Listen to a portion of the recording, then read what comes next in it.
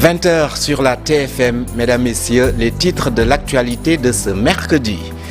Au sommaire de ce 20h, un enseignant poignardé à mort dans un village situé dans la commune de Thiès-Nord.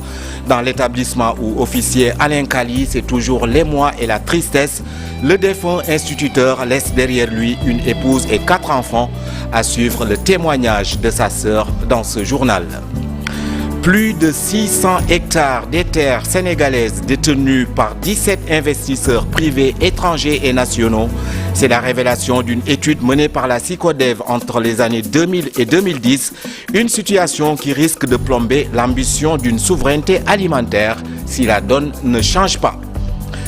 À quelques semaines de la Tabaski, à Saint-Louis, la pomme de terre se fait rare, puis son prix et celui de l'oignon ne cesse de faire l'objet d'une hausse. Les clients et commerçants engagent la responsabilité des acteurs des agrobusiness et interpellent les autorités. Si vous êtes passionné de beaux spécimens en matière d'élevage, la Fiara est l'endroit idéal pour découvrir de belles races d'ovins et de bovins, les vedettes de cette foire internationale de l'agriculture et des ressources animales que nous présente Abdoulaye Cissé dans ce journal. Voilà pour le sommaire. Bienvenue, bonsoir à tous.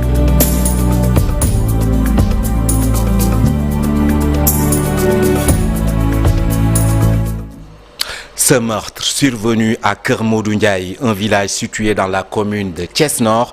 La victime, un enseignant du nom d'Alain Kali, poignardé à mort par un agresseur dans son établissement de service. C'est la tristesse et l'émoi. Retour sur le lieu du crime où nos reporters ont rencontré le directeur de l'école en deuil et la grande sœur du défunt. Cheikh Anta Diop, c'est la tire.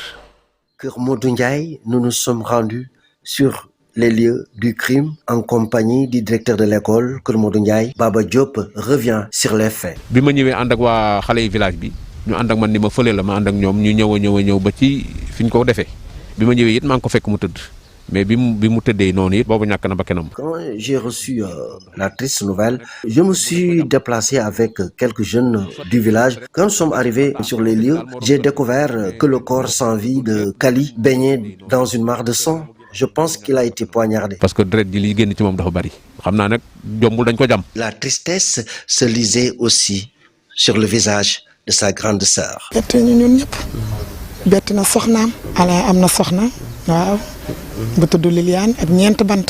Alain est mon jeune frère.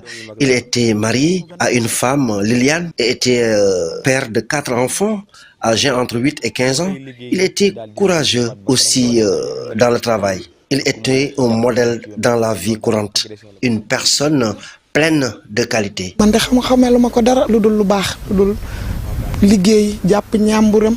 Le corps sans vie de l'instituteur a été déposé à la morgue de l'hôpital Amadou Sakhir Ndiéguène de Thiès et la police de Nguinth a ouvert une enquête. Cheikh Anta Diop et ce drame dans les zones aurifères de Kédougou où 2 orpailleurs ressortissants burkinabés sont morts asphyxiés à l'intérieur d'un trou dans un site d'orpaillage situé à Kumbuturu. C'est dans la localité de Tomboronkoto dans le département de Kédougou. Les victimes étaient à la recherche du métal précieux mais n'ont pas pu sortir à temps des trous. Les corps sans vie ont été acheminés par les sapeurs-pompiers à l'hôpital régional Ahmad Dansokho de Kédougou. Correction des disparités dans le système de rémunération des agents de la fonction publique. Le SAEMS se dit en phase avec le Premier ministre Ousmane Sonko. Président le Conseil interministériel sur la préparation des examens et concours, Ousmane Sonko a reconnu que le système de rémunération dans la fonction publique a été déchiré depuis les années 2000. Une vieille doléance des syndicats d'enseignants selon El Hadji Malick Youm, le secrétaire général du SAEMS que je vous propose d'écouter. Monsieur le Premier ministre est revenu sur la problématique de la rémunération de la fonction publique qui est frappée du sceau de l'inéquité, qui est également frappée des écarts salariaux que nous avons notés entre certaines catégories, certaines hiérarchies comparées à d'autres. Aujourd'hui, il s'agira pour nous, en tout cas, moins de nous attarder sur le constat qui a été déjà fait, et une étude a été déjà faite dans ce sens-là. Cette étude a été faite depuis 2016 par le cabinet MGP Afrique. Et nous nous attendions à ce que des mesures fortes, en tout cas, soient prises par les nouvelles autorités pour aller dans le sens de la matérialisation donc, des conclusions de l'étude Il s'agira pour nous donc vraiment d'attendre de ces autorités-là que des mesures fortes soient prises pour matérialiser des politiques qui permettront de régler ces problèmes-là, d'aller vers une équité salariale entre surtout les enseignants et les autres corps de l'administration, mais également permettre à ce qu'il y ait moins de disparités salariales, et tout cela participera à renforcer l'efficacité de notre administration publique. Tout cela participera également à installer une administration où il y a déjà un système de rémunération qui sera transparent, équitable et qui permettra aussi de motiver tous les acteurs pour que nous puissions quand même comprendre que nous devons tous agir pour avoir une des meilleures fonctions publiques, mais qui sera basée sur l'équité et la justice. Des propos recueillis par Chérif Dia. Autre temps fort de l'actualité de ce mercredi avec le ministre de la Microfinance, de l'économie sociale et solidaire qui rassure l'association regroupant les professionnels des systèmes financiers décentralisés. Celle-ci, pour rappel, accuse la DER de concurrence déloyale. Les nouvelles autorités vont corriger cela selon Alioune John qui informe que l'État va vers la suppression des crédits directs au profit du refinancement. Il recevait le bureau de l'association des professionnels des systèmes financiers. Nous l'écoutons, il est au micro TFM d'Abdou Diouf Diagne. Mon département veillera à ce que l'impact de la microfinance soit ressenti au niveau des populations, dans leur immédiateté. Pour cela, nous travaillerons à la rationalisation des ressources et à l'harmonisation des interventions afin que la microfinance soit bien articulée à l'économie sociale et solidaire qui doit être une niche de création d'emplois. Votre association est l'un des partenaires stratégiques majeurs de mon département pour mettre en œuvre les orientations du projet. C'est pourquoi il est attendu le renforcement de vos interventions dans l'accompagnement des politiques publiques dont l'objectif est de mettre la microfinance au service de l'économie sociale et solidaire. Je vous le disais en titre, plus de 16% de nos terres sont détenues par des investisseurs privés, étrangers et nationaux. C'est ce qu'a révélé une étude menée par la SICODEV entre les années 2000 et 2010. Le cadre de réflexion et d'action sur le foncier estime qu'il est grand temps de récupérer ces terres si le Sénégal veut gagner le pari de la souveraineté alimentaire. Un forum avec en toile de fond la gestion du foncier pour une souveraineté alimentaire est en perspective. Fatou Bintou Konté. Au Sénégal, plus de 16% de nos terres ne nous appartiennent plus. C'est entre les mains d'étrangers, une situation alarmante. Particulièrement les années 2000 à 2010. Nous avons eu, selon une étude que nous avions faite, quelques 650 000 hectares de nos terres étaient entre les mains de 17 investisseurs privés, étrangers et nationaux. 650 000 hectares, c'est presque 16,45% des terres de ce pays. Et si l'on veut atteindre la souveraineté alimentaire, il va falloir récupérer ces terres et produire ce que nous consommons. 427 milliards de francs CFA sont investis dans l'importation de produits de grande consommation. C'est quoi? C'est le blé, c'est le riz, c'est les pommes de terre, tous des produits que nous pouvons produire ici. Une bonne gouvernance foncière est un gage de la souveraineté alimentaire. Vous ne pouvez pas chercher et avoir la souveraineté alimentaire si vous ne maîtrisez pas les facteurs de production, qui sont la terre, l'eau, les intrants. Le gouvernement du Sénégal récemment vient de prendre des mesures sur la gestion du foncier au grand bonheur du CRAFT, le cadre de réflexion et d'action sur le foncier au Sénégal. Et le foncier, il faut le donner à ceux qui produisent. Il faut mettre ça à la disposition de ceux qui produisent, mais en leur octroyant les moyens, c'est-à-dire les facteurs de production, les semences. Et dans ce cas, nous avons entendu que 15 à 20% des semences de riz et d'arachide vont être mises à la disposition des femmes. Nous avons aussi entendu que les surfaces de production, entre 15 et 20%, que ce soit les eaux de surface ou les eaux souterraines, tous les aménagements qui vont être faits, 15 à 20% devraient aller vers les femmes. Nous avons entendu que 40% des financements vont aller vers les femmes.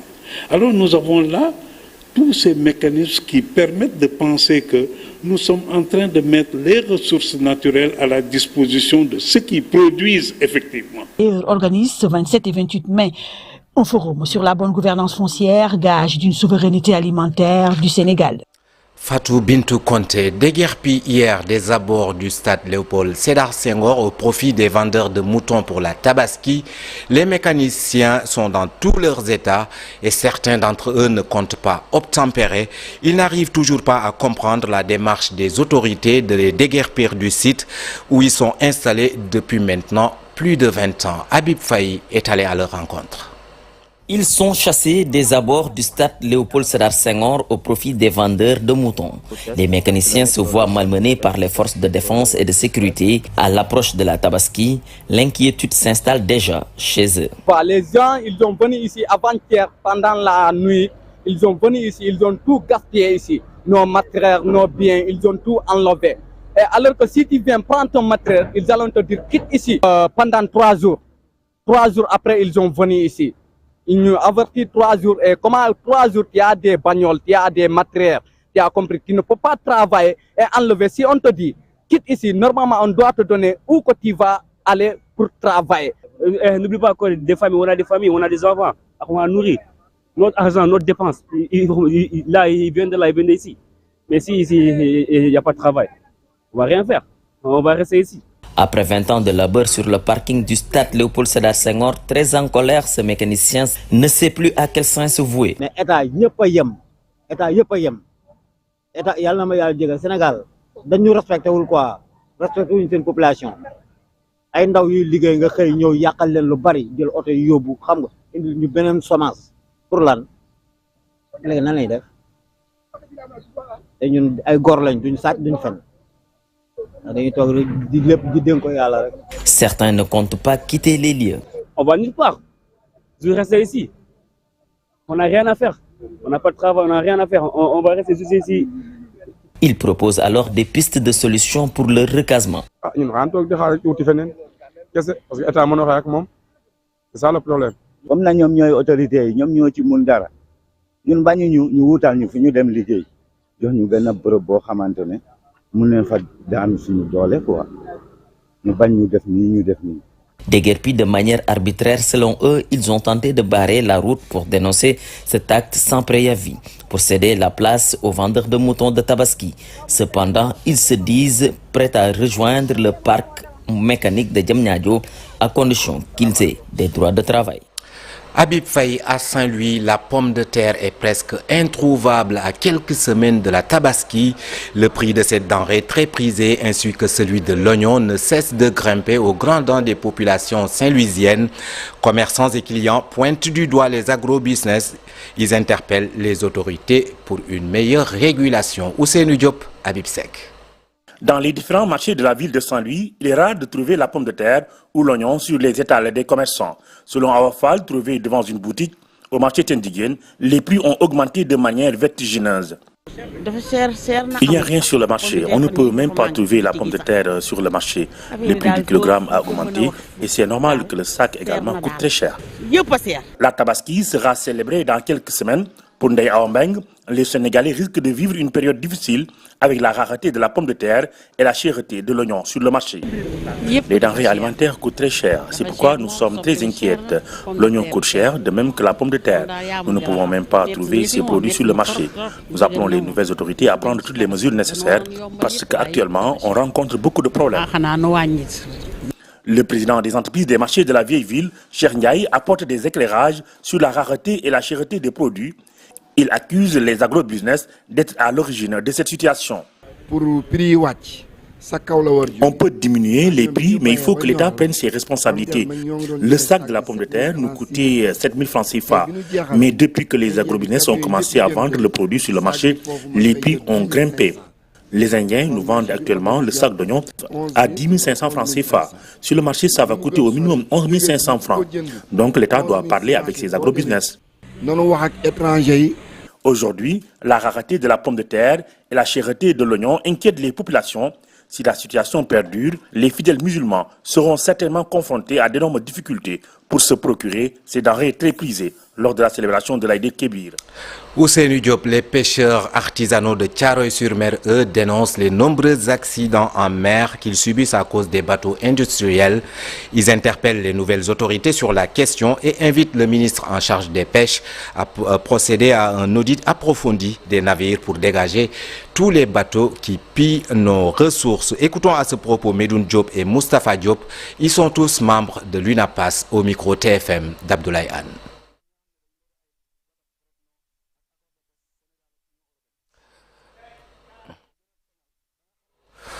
Nous y reviendrons sans doute dans nos prochaines éditions. À Kayar, on note une raréfaction de la ressource halieutique, ce qui plonge les pêcheurs artisanaux de la localité dans le désarroi. Certains se reconvertissent dans l'agriculture alors que d'autres sont tentés par le phénomène de l'émigration clandestine. Toutefois, une lueur d'espoir se profile à l'horizon avec le projet d'implantation de 100 000 récifs artificiels. Objectif, permettre à la ressource de régénérer. Cheikh Anta Diop.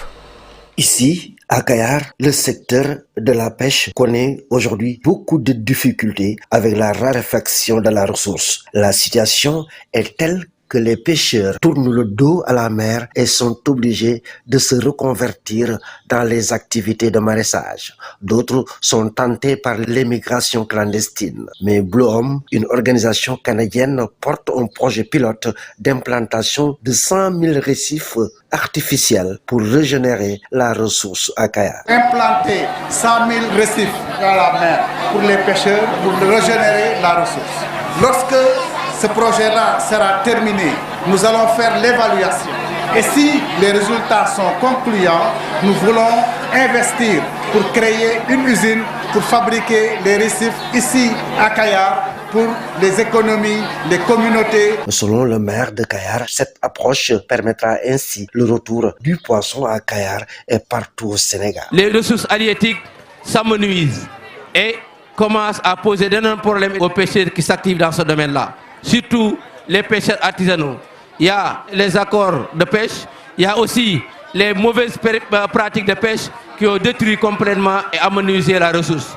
Donc si ces partenaires-là sont venus du Canada pour faire de Kayar une phase pilote pour la régénération de l'écosystème marin, et nous leur disons merci. Pour le maire de la localité, toutes les démarches seront faites auprès des autorités étatiques pour le démarrage effectif du projet.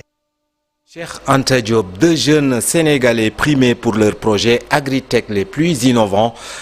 Cette édition, la troisième du genre, a enregistré 5 meilleurs projets avec des prix allant d'1 à 6 millions de francs CFA. Des créations qui vont permettre en quelque sorte d'inciter les jeunes à s'intéresser à l'agriculture à travers les nouvelles techniques, les nouvelles technologies plutôt. Daouda Ndaw est le directeur de l'ONG IFOR International. Il revient sur l'importance de cette compétition. Ses propos sont recueillis par Fatou Bintou Conté. Il y a de cela 3 ans, nous avions lancé une étude pour comprendre pourquoi l'agriculture n'est plus attractive, surtout chez les jeunes. Et le constat était que l'agriculture, les jeunes ne venaient pas à l'agriculture parce qu'il n'y avait pas la technologie.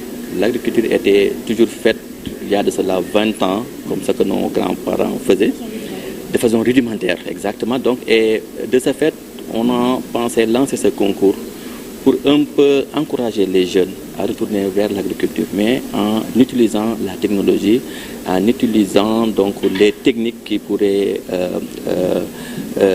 faire de l'agriculture un secteur attractif, surtout la mécanisation. Quand on parle de mécanisation aujourd'hui, nous avons l'utilisation des drones, l'utilisation des applications donc, qui pourraient réinventer l'agriculture sénégalaise. Nous avons fait le tour des incubateurs universitaires pour partager l'information Et nous étions vraiment agréablement surpris quand on a reçu plus de 300 projets de jeunes qui y ont réfléchi et qui ont vraiment mis sur la table des projets assez innovants. Et aujourd'hui, donc, nous sommes là, nous avons fait une présélection de 15 meilleurs projets. Nous avons fait un bootcamp, une formation de ces jeunes, et à l'issue de ces 15, 5 projets ont été retenus.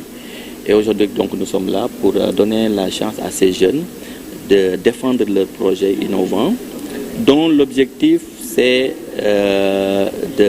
d'aider les petits producteurs que Heifer accompagne. Comment ces petits producteurs peuvent utiliser ces innovations pour que leur rendement agricole puisse être amélioré. Dernière ligne droite pour la FIARA qui donne à voir de beaux spécimens et toute la panoplie du savoir-faire de la chaîne de valeur de la souveraineté alimentaire. À la foire de l'agriculture, les stars, elles, sont bien représentées. De belles races d'ovins et de bovins qui cristallisent l'attention des visiteurs. Visite guidée à la FIARA de Dakar avec Abdoulaye Cissé. Évidemment, la FIARA, c'est des panels, des expositions de produits transformés, made in Sénégal. Les acteurs institutionnels aussi sont là, mais la curiosité qui attire les visiteurs, on les trouve chez les éleveurs. C'est la race Chawkin. Nous avons le mouton tchadien, Azawad ou tchadien. La différence n'est pas très grande.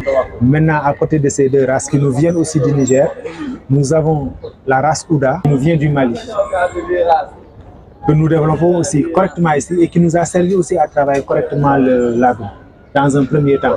Tout comme d'ailleurs, l'Azawad nous a permis aussi à travailler le ladoum. Pour les races de chèvres, nous avons la sahélienne. Les blancs que voilà, la rouge là, la blanche là, ça c'est des sahéliennes. Bon, qui n'ont rien à envier par moment à la sénène de la Suisse. La sénène va jusqu'à 3 litres de lait. Il nous arrive avec nos sahéliennes d'avoir des sahéliennes qui vont jusqu'à parfois même un peu plus de 3 litres.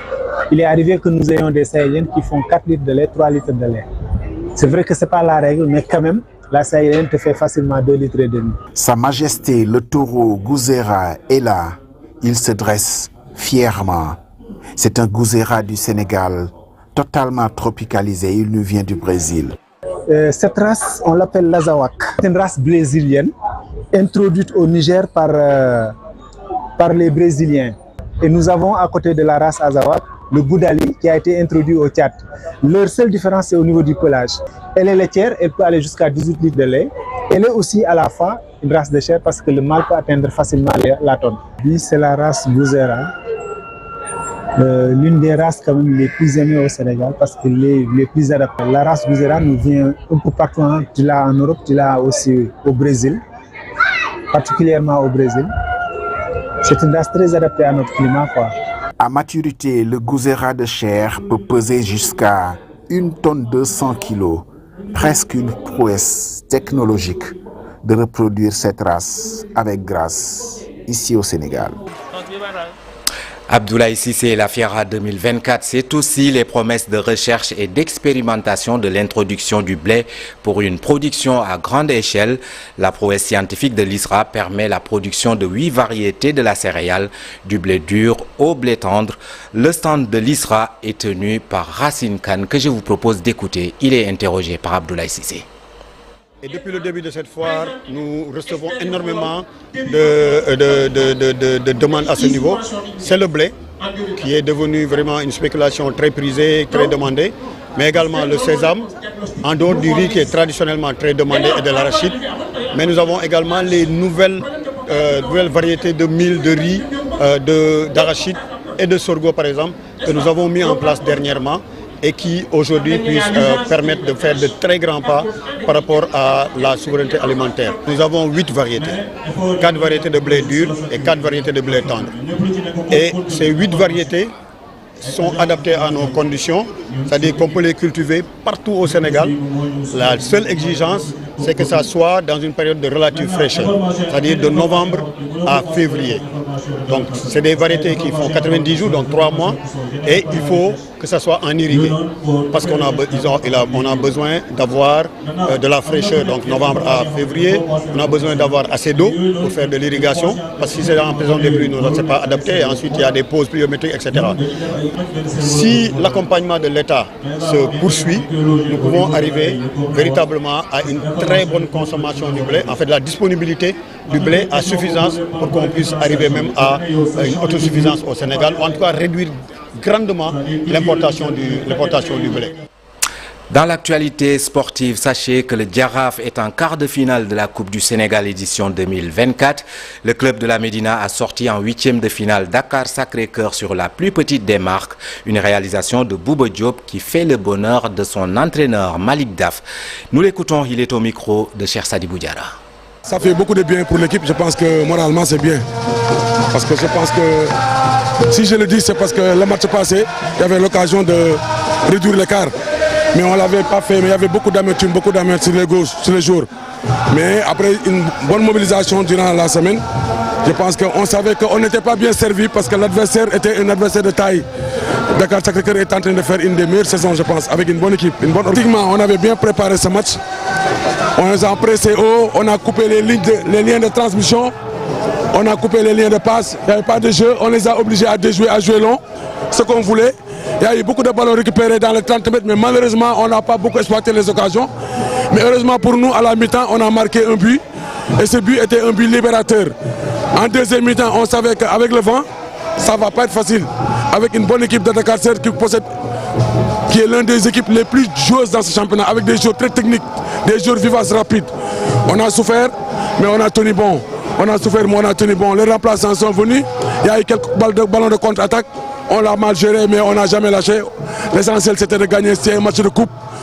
Les matchs de coupe n'ont jamais facile, surtout que tu joues avec un adversaire de taille qui est à côté de toi. Donc je rends grâce à Dieu et j'encourage mes joueurs.